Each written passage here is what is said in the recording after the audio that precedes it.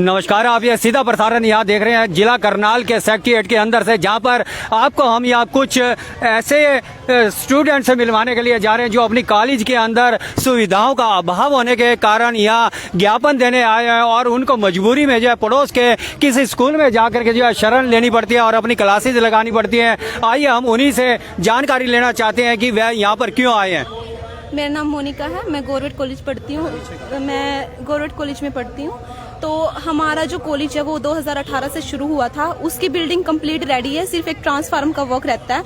उसके चक्कर में हम इतना सफ़र कर रहे हैं। यहाँ के पड़ोस के स्कूल में हमारी क्लासेस लगती हैं, ना हमें कॉलेज दिया जा रहा है, ना हमारी बातों की कोई सुनवाई हो रही है। हम वहाँ इतना सफ़र कर रहे हैं। सिर्फ 2 क्लासरूम हैं, उनमें हमें इतने सारे बच्चों को 200 के लगभग स्टूडेंट है, उनको रहना पड़ रहा है। वही लाइब्रेरी, वही किचन, वही रूम और एक बाहर आम का पेड़ है, उसके नीचे बस बैठ जाते हैं हम। यही ना बिजली ना पानी, कुछ भी नहीं है। सारी प्रॉब्लम्स है। वो बिल्डिंग बिल्कुल रेडी पड़ी है लेकिन हमें हैंड ओवर नहीं हो रही है। बस ये हमारी प्रॉब्लम है। अब हम डीसी सर से रिक्वेस्ट करने आए कि हमारी प्रॉब्लम को जल्द से जल्द सोल्व करें।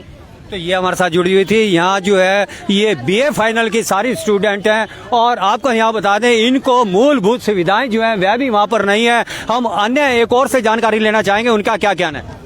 मेरा नाम आंचल है, मैं बीए फाइनल ईयर से महर्षि दयानंद कन्या महाविद्यालय जुंडला से हूँ।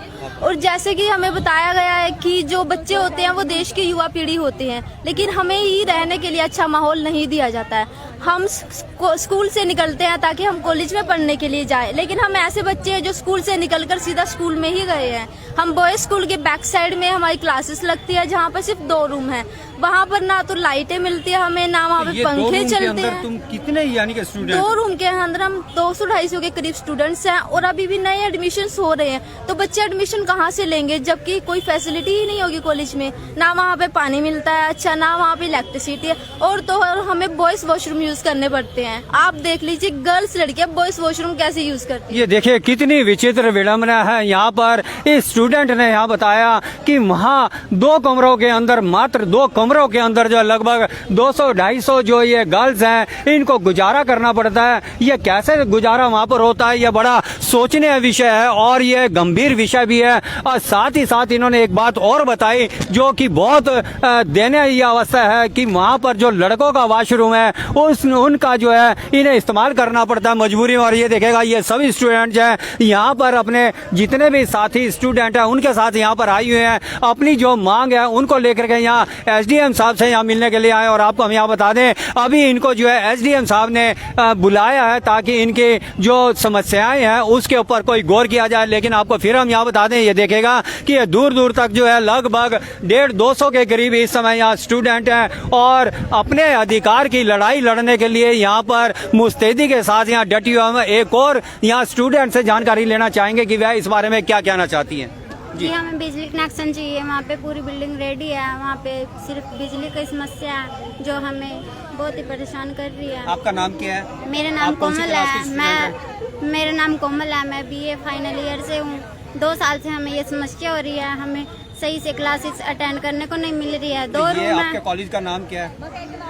महर्षि दयानंद कन्या महाविद्यालय। जी, क्या नाम है? मेरा नाम शिवानी है और मैं बीए फाइनल ईयर की छात्रा हूँ।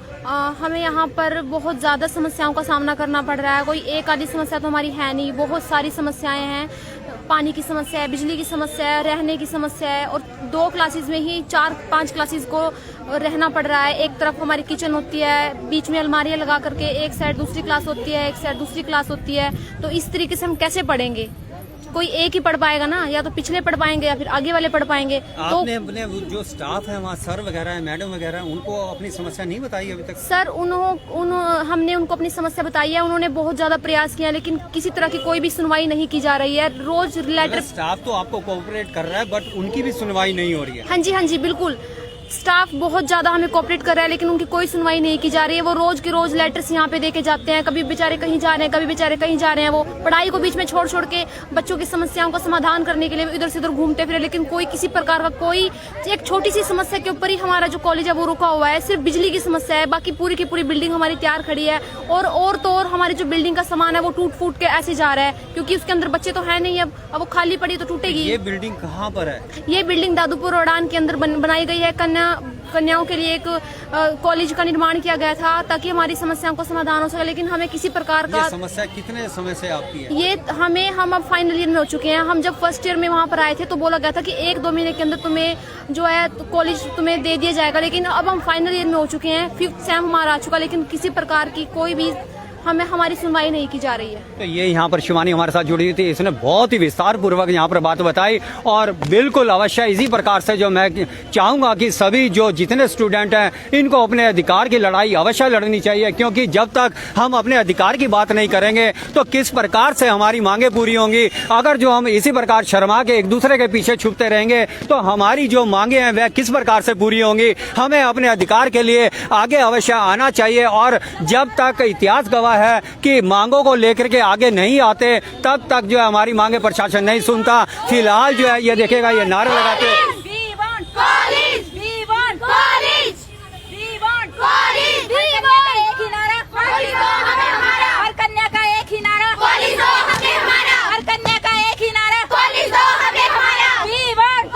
ये देखेगा चारों तरफ जो है ये कन्याएं सारी इकट्ठी हो गई हैं और इन्होंने अभी जो है यहाँ पर नारे लगाया और ये देखेगा बहुत ही इन्होंने नारे लगा रहे हैं हमारी मांगे वी वांट, और दूसरी तरफ बोला जा रहा है कि कॉलेज वी वांट कॉलेज, हमारी मांगे पूरी करो। तो ये देखेगा कि किस प्रकार से यहाँ पर जो स्टूडेंट यहाँ पर इकट्ठी हुई हैं इन्होंने जो है यहाँ नारा लगाया और अपनी मांगों को लेकर के इन्होंने कहा कि वी वांट, इन्होंने कहा कि कॉलेज, हमें कॉलेज चाहिए और हमारी मांगों को जो है यहाँ पर पूरी करें। फिलहाल हमारे साथ कुछ समाज सेवी यहाँ पर जुड़ने जा रहे हैं, उनसे भी इस बारे में हम यहाँ जानकारी लेंगे कि उनका इस विषय में क्या कहना है। जी जी, मेरा नाम दीपक और मैं गाँव जुंडला से हूँ। हमारे गाँव की भी बहुत सी लड़कियाँ कॉलेज में आती हैं। क्या नाम है कॉलेज का? कॉलेज का नाम है महर्षि दयानंद कॉलेज। ये कहाँ पर है? दद्दूपुर अड्डे पर यह कॉलेज है। 2016 में रोडान 2016 में यह कॉलेज बनना शुरू हो गया था और मुख्यमंत्री साहब ने आश्वासन दिया था कि 2 साल के अंदर कॉलेज बन जाएगा, इसका उद्घाटन करके इसके अंदर स्टडी जारी कर दी जाएगी। कहने अनुसार काम हुआ, 2 साल में कॉलेज बन भी गया, लेकिन आज 4 साल हो चुके हैं, कॉलेज ओपन नहीं हुआ, लड़कियों की स्टडी वहाँ पर शुरू नहीं हुई। लड़कियों की स्टडी स्कूल के अंदर चल रही है, बॉयज़ स्कूल के अंदर, जो कि जुंडला के अंदर है, जिसमें 2 कमरे दिए गए हैं। 2 कमरों में 200 लड़कियां आ नहीं सकती, 200 लड़कियों का एडमिशन हो चुका है, जिसमें बहुत ही समस्याओं का सामना करना पड़ रहा है। पेड़ों के नीचे कभी पढ़ाया जाता है, बारिश होने के कारण पेड़ों के नीचे भी बैठना मुश्किल हो गया था, तो लड़कियाँ घर रही, इसकी वजह से रिया बहुत अनेक प्रकार की समस्याओं का सामना करना पड़ रहा है। तो सरकार से हमारी अपील है कि हम इन लड़कियों की सुनवाई की जाए और कॉलेज को जल्द ही शुरू किया जाए। समस्या यह है कि कॉलेज में लाइट और पानी की समस्या बहुत बड़ी समस्या बनी हुई है।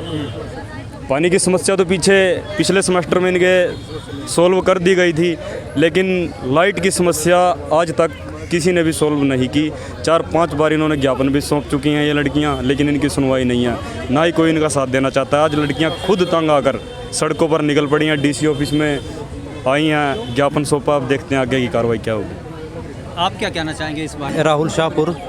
जैसे आज जो ये बच्चे आए हैं परेशान होने के बाद आए हैं, और ये किसी अलग मांग को लेकर नहीं आए हैं, एक शिक्षा को लेकर आए हैं, और शिक्षा के लिए भी अगर हमें मांग उठानी पड़ेगी तो इससे दुर्भाग्य की बात हमारे लिए कुछ नहीं है।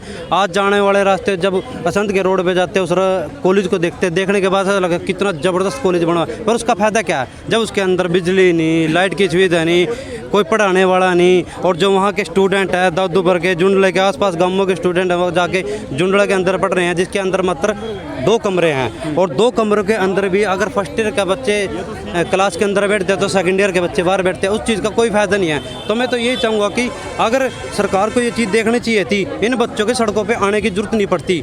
तो मैं तो सरकार से हाथ जोड़कर विनती करना चाहूँगा कि ऐसा ना करो, भविष्य के अंधकार की तरफ ना देखे लो, ये हमारा आने वाला भविष्य, अगर इनके साथ भी ये काम होने लगे तो समाज का कोई फ़ायदा नहीं। जल्द से जल्द उस कॉलेज को बनवाए ताकि ये बच्चे अपनी शिक्षा को पूरी कर सके। जब ये शिक्षा ही पूरी नहीं कर पाएंगे तो उनकी री भी आएंगी, और आगे देश का नाम और हरियाणा का नाम, अपने गाँव का नाम रोशन कैसे करेंगे।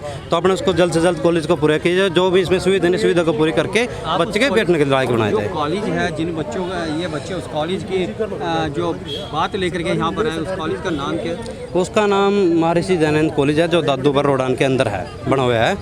तो उसके अंदर अभी जो बिजली की समस्या को लेकर बच्चे परेशान हो रहे हैं, और जो उनको पढ़ाने वाले शिक्षक नहीं उनको लेकर परेशान हो रहे हैं। आपका नाम क्या? मेरा नाम राहुल शाहपुर है, गाँव शाहपुर है सर मेरा। तो हमारे साथ और समाज सेवी यहाँ पर जुड़ने जा रहे हैं, उनसे भी हम यहाँ जानकारी लेना चाहेंगे कि उनका इस बारे में क्या कहना है। जी, बस ये हमारी जो गुड़ियों की समस्या उसको जल्दी से जल्द निपटारा किया जाए, और जो बिजली पानी की समस्या उसको जल्दी से जल्दी इनको सरकार ने नॉलेज में रख के अपना जल्दी से जल्दी इसको निपटारा करके भी क्लासें हमारे गांव के अंदर ही लगे, जो कि गुड़ियाओं को भी किसी प्रकार की जुड़ाई ना जाना पड़े।